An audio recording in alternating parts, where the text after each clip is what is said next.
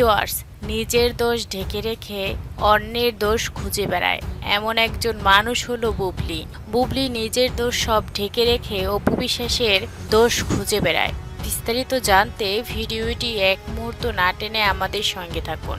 বুবলি নিজের দোষ ঢেকে রাখে এমনই একটা কথা উঠেছে, যেমন নিজের আগে একটা বিয়ে রয়েছে, সেই বিয়ের কথা গোপন রেখে আবার বিয়ে করেছে ছলে বলে কৌশলে শাকিব খানকে। শাকিব খানের একটা কথা ছিল, তার পিছনে সত্যিটা আমাকে একবার হলেও তার জানানো উচিত ছিল, কেন এইভাবে কাজটা করলো সে।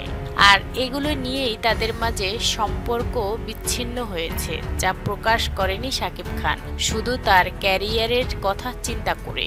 বুবলির ক্যারিয়ার শাকিব খান এই চিন্তা না করলেও পারত, কিন্তু একজন মানুষ হিসেবে এই কাজটি তিনি করেনি। মিডিয়ায় এই সব ধরনের কথা তিনি বলেনি, কিন্তু বুবলি দেখতেই পাচ্ছেন যে নিজের দোষ ঢেকে রেখে অপু বিশ্বাসের দোষ খুঁজে বেড়ায়। কোনো এক সাক্ষাৎকারে আসলেই অপু বিশ্বাস এটা করেছে, অপু বিশ্বাস ওটা করেছে, অপু বিশ্বাস সেটা করেছে, এগুলো নিয়েই মুখ খুললেন। কিন্তু নিজে কখনো চিন্তা করে কি দেখেছেন যে তার কতটুকু দোষ রয়েছে? অন্যের দোষ কেন খুঁজে বেড়ায়? এমন এক ধরনের মানুষই রয়েছে পৃথিবীতে, নিজের দোষগুলো আড়াল করে অন্যের দোষ খুঁজে বেড়ায়। তার মাঝে একজন মানুষ হলো বুবলি। বুবলি নিজের দোষগুলোকে ঢেকে অন্যের দোষ খুঁজে বেড়ানো তার কাজ। অপু বিশ্বাসকে নিয়ে সবসময় বাজে মন্তব্য করা তার যেন একটা রীতি হয়ে দাঁড়িয়েছে।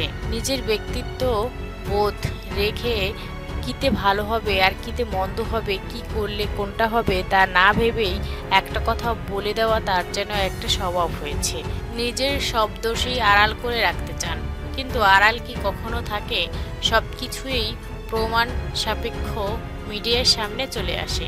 তার যে আগের সন্তান আছে এবং আগের বিয়ে আছে তা কিন্তু আমরা ইতোমধ্যেই প্রমাণ পেয়েছি।